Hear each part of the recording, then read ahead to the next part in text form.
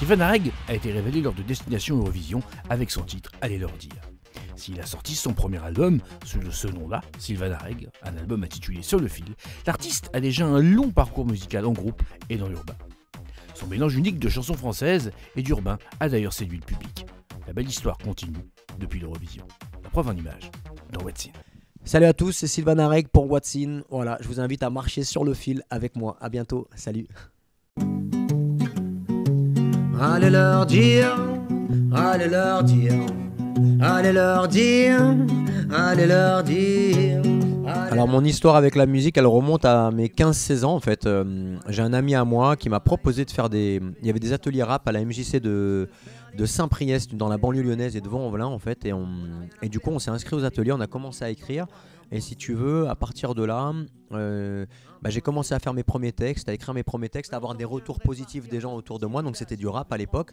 Et puis comme tout jeune qui se cherche, quand tu as des retours positifs et que tu sens que les gens portent un regard bienveillant sur toi et que tu as l'impression d'être là où tu dois être, et ben tu fonces. Donc j'ai foncé et j'ai monté un groupe de rap de 96 à 2009. Donc voilà, on était indépendants, mais on a réussi à faire une tournée nationale, à sortir des albums, à faire des clips, à avoir une actualité. Et je suis rentré du coup dans la musique, en tout cas par le biais de la culture urbaine. Là, je m'en fous, je suis pas d'humeur, je suis pas dans le coup. Moi je veux partir, aller voir ailleurs, je veux voir du pays, sortir de ce trou, je veux juste faire les 400 coups. Allez viens avec moi, on tente le coup, on n'a rien à perdre, on est jeunes et fous, le monde nous tend les bras, un point c'est tout, un point c'est tout. Aussi loin que je me souvienne, alors la première rencontre musicale que j'ai pu avoir, c'était avec mon grand-père en fait qui jouait de l'accordéon, qui lui faisait les balles et allait de balle en balle quand donc c'était son métier en fait de faire les fêtes de village, etc. Donc quand j'étais chez lui, quand j'allais passer mes vacances, tous les soirs on avait l'accordéon, on avait le piano qui était là et je me rappelle que j'avais ce côté musicalité en tout cas qui résonnait en moi. Après j'ai eu ma période avec Jean-Jacques Goldman, Patrick Bruel, Balavoine, j'ai eu une grosse période aussi de Renaud et puis à partir des années après 90, je suis rentré dans cette culture urbaine, mais j'ai toujours eu quand même ce côté mélodieux et ce côté mélodique que j'avais pu écouter en tout cas avec les chanteurs cités précédemment.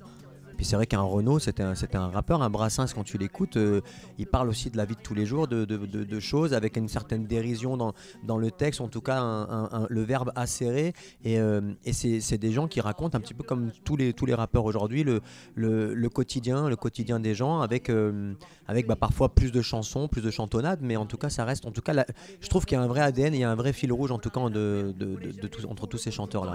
Un point c'est tout, allez leur dire que là je m'en fous, je suis pas d'humeur, je suis pas dans le coup. Moi je veux partir, aller voir ailleurs, je veux voir du pays, sortir de ce trou, je veux juste faire les 400 coups. Allez viens avec moi, on tente le coup, on n'a rien à perdre, on est jeunes et fous, le monde nous tend les bras, un point c'est tout, allez leur dire. En solo, il y a 4 albums en fait au cours de ces années-là, de 2000 à 2009. Il y a énormément de textes écrits. Et puis quand on suit cette évolution, qu'on arrive à Sylvain Arreg et Sur le fil, on va retrouver le même fond. C'est-à-dire que quand j'écris une chanson, on se livre à 2000%. On essaie de capter l'instant et de capter les mots justes pour essayer d'évoquer, de faire ressortir des sentiments, des choses de la vie de tous les jours. Donc en tout cas, on va découvrir quelqu'un qui se livre à 2000%, qui essaie d'être vrai et juste et de toucher les cœurs. Destination Eurovision, de prime abord comme ça, c'était pas une émission que je voulais faire ou que je pouvais avoir en tête. C'était quelque chose de complètement inconnu pour moi, et le fait d'avoir accepté de faire cette émission, ça a été un peu un saut dans le vide. Je savais pas trop où j'allais. On a fait le nom de Sylvain Arreg par rapport à cette émission. On avait une chanson, Allez leur dire, on savait pas trop comment elle allait être prise ou autre, et au final il y a que des souvenirs positifs, il y a que du bon qui sort de cette émission.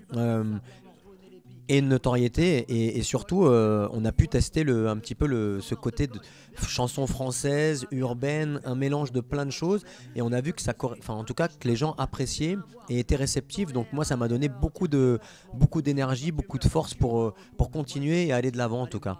Je veux voir du pays, sortir de ce trou, allez leur dire que là je m'en fous, je suis pas d'humeur, je suis pas dans le coup. Moi je veux partir, aller voir ailleurs, je veux voir du pays, sortir de ce trou, je veux juste faire les 400 coups. Allez viens avec moi, on tente le coup, on n'a rien à L'album n'était pas complètement prêt, mais il y avait 80% des titres qui étaient déjà enregistrés. C'était finalement le travail des 2 dernières années d'écriture. On ne savait pas forcément si les morceaux allaient être interprétés par moi-même, si j'allais devoir les défendre ou pas.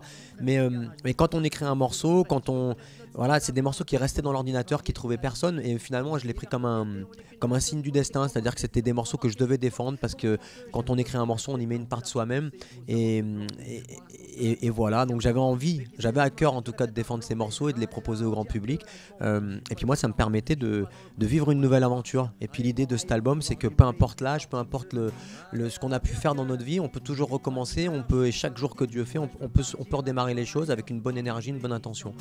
Je veux juste faire les 400 coups. Allez viens avec moi, on tente le coup.